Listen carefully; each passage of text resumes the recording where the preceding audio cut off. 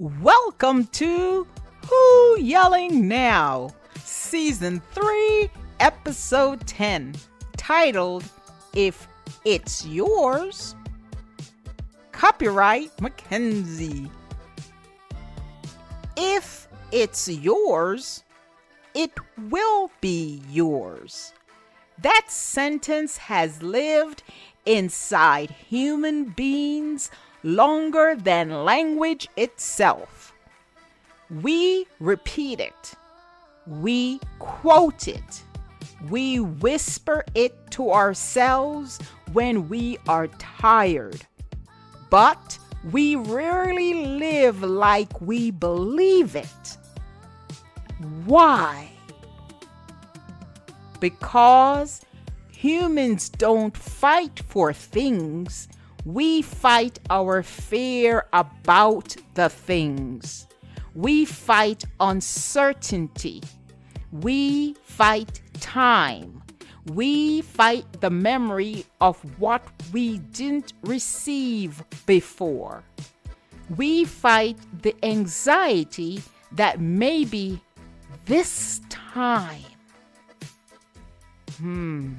the universe will forget us. So we grip, we chase, we overwork, we sacrifice sleep and spirit, not because we doubt destiny, but because destiny refuses to give us a delivery date. Today, we sit with one of the oldest, quietest truths. If it is yours, effort won't scare it away. And if it isn't, effort can't force it to stay. Let's begin with a poem.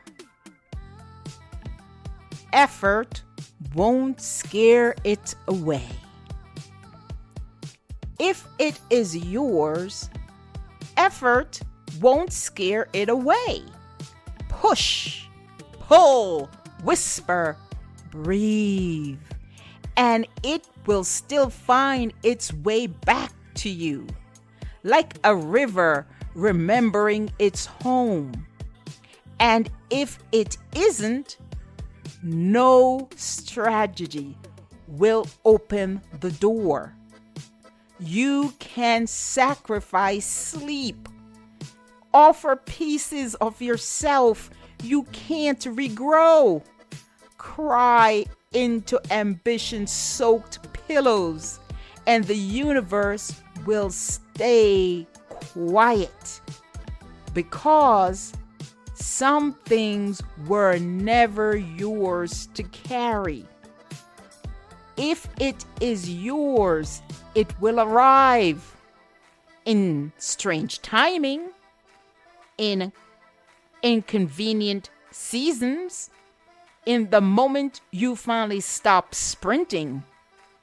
And if it isn't, you will exhaust yourself, climbing a ladder, leaning on the wrong house, calling it perseverance, when it was really fear in disguise. If it is yours, you cannot lose it. If it is not, you cannot keep it. Somewhere between those truths is the life you keep trying to build, and the one the universe is quietly saving for you.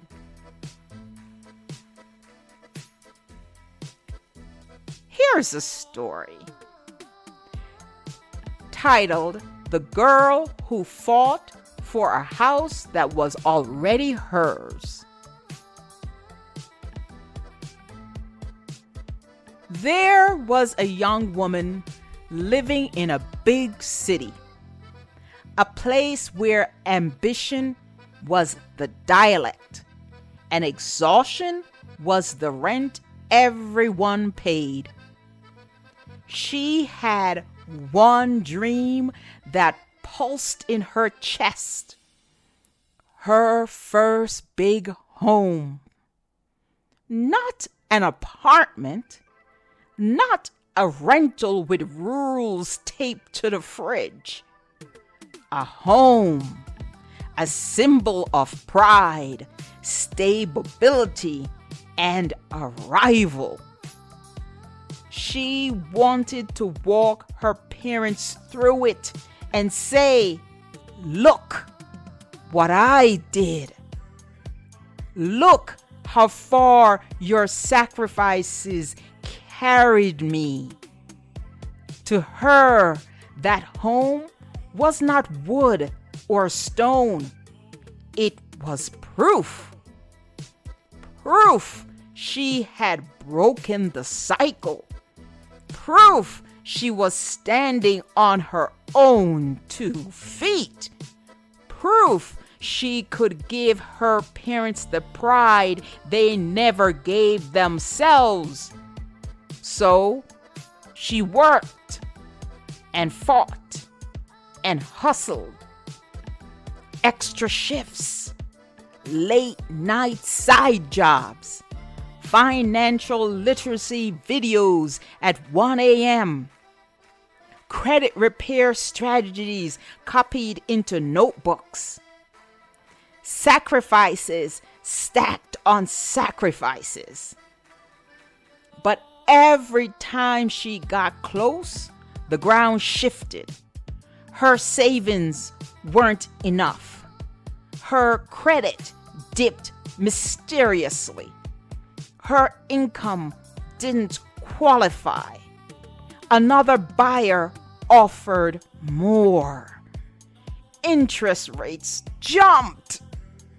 The home inspection failed. Another almost. Another not yet. She began to think the universe was playing with her. Or worse, that she wasn't worthy of stability. The fight consumed her. Not for the home itself, but for the feeling she believed the home would give her. One weekend, drained and discouraged, she drove home to visit her parents. She sat at their dining table, the same table where her mother braided her hair and her father corrected her math homework. She confessed everything. "I'm fighting so hard to buy this house. I want you to be proud. I want to show you I made it. But no matter what I do, something stops me. Maybe I'm just not meant to have a home." She waited for the usual speeches. Work harder. Save more. Push through it. But instead, her father looked around the room, the house she had grown up in, and said softly, "Why are you fighting for something that is already yours?" She blinked. Her mother reached across the table, warm, tired, knowing. "This house," she said, "the one you're sitting in. We fought for this so you wouldn't have to. This will be yours. You don't need to prove anything. We built this so you could start rested, not broken.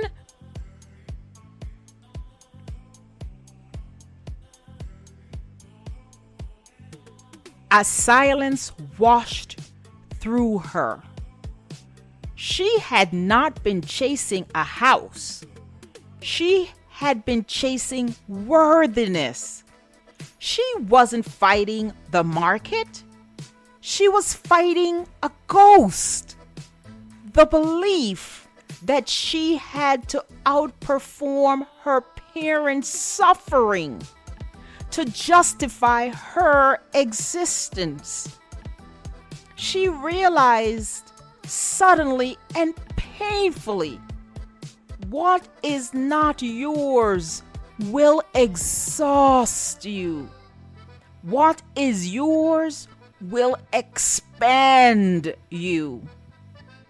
Her parents had already fought their battles, already paid the price, already built the foundation she was trying to rebuild from scratch. This home, the one that raised her, had been waiting for her all along. She didn't need to bleed to deserve it. She didn't need to break to receive it. She didn't need to chase what had already chosen her. Her father whispered, "Your life does not require a war to be meaningful." And for the first time in years, she allowed herself to rest.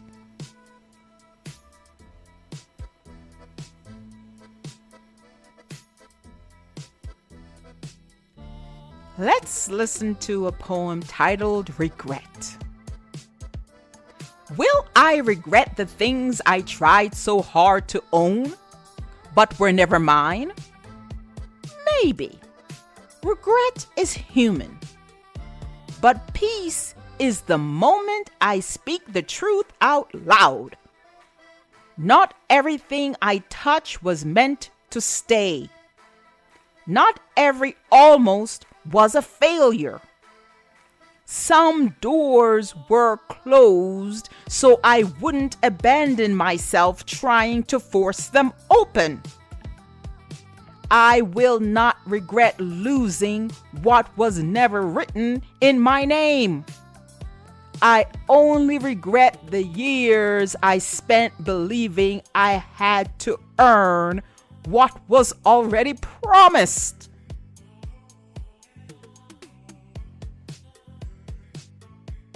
What waits without war? I thought the world wanted my struggle. I thought the universe needed proof. I thought pain was the currency for every blessing I hoped to touch. But some things wait for me without demanding blood. Some things whisper, "I was yours before you even asked." What is not mine flees. What is mine rests. And the moment I stopped fighting, the path became clear. Not everything requires a war. Some things only require that I finally believe I am worthy to receive.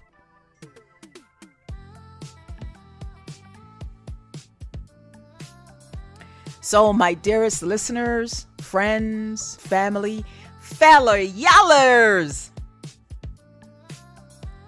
if it is yours, effort won't scare it away. And if it isn't, effort can't force it to stay. Somewhere between those two truths is the entire shape of human life. What you chase, what you release, what you inherit, and what you finally allow to meet you without resistance. Stop fighting for things that drain you more than they claim you. Open your hands. Open your timing. Open your belief that you are not behind, because what is yours is already on its way, and what is not will fall away, no matter how tightly you pull. This has been Who Yelling Now, and I am Olga Foreign. I will see you in the next episode. Keep yelling.